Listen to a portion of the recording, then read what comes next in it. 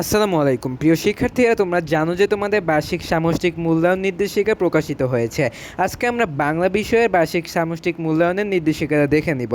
সেখানে প্রথম থেকে ষষ্ঠ অধ্যায় পর্যন্ত তোমাদের দেওয়া হয়েছে। দেখো তোমার কী কী অধ্যায় দেওয়া হয়েছে। তোমাদের প্রথমেই দেওয়া হয়েছে প্রয়োজন বুঝে যোগাযোগ করে। এটা কিন্তু তোমাদের সামষ্টিক মূল্যায়ন বা অর্ধবার্ষিকে ছিল, এখন আবার দেওয়া হয়েছে এটা। তারপর রয়েছে দ্বিতীয় অধ্যায় প্রমিত বলি প্রমিত শিখি। তোমাদের বাংলা বইয়ে দেখবে কতগুলো অধ্যায় রয়েছে। এই অধ্যায়গুলোর মধ্য থেকে মাত্র 6টি অধ্যায় দেওয়া হয়েছে তোমাদের বার্ষিক মূল্যায়নের জন্য। তোমাদের আরও কিছু অধ্যায় দেওয়া রয়েছে। দেখো তোমাদের তৃতীয় অধ্যায় দেওয়া রয়েছে লেখা পড়ি লেখা বুঝি। চতুর্থ অধ্যায় দেওয়া রয়েছে শব্দ বুঝি বাক্য লিখি। পঞ্চম অধ্যায় দেওয়া রয়েছে বিবরণ শিখি বিশ্লেষণ করি। ষষ্ঠ অধ্যায় দেওয়া রয়েছে সাহিত্য পড়ি সাহিত্য লিখি। ছিল মূলত তোমাদের 6টি অধ্যায়। বাংলা বিষয়ের এই 6টি অধ্যায়ের উপরে মূলত তোমাদের বার্ষিক সামষ্টিক মূল্যায়ন হবে।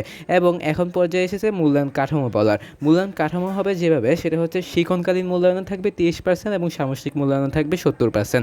শিক্ষণকালীন মূল্যায়ন বলতে বোঝানো হচ্ছে যে তোমাদের স্যাররা তোমাদের বিভিন্ন ধরনের SW বা হোমওয়ার্ক দিবেন, সেগুলোর উপর তোমাদের 30% নাম্বার থাকবে এবং সামষ্টিক মূল্যায়নে তোমাদের 70% নাম্বার থাকবে।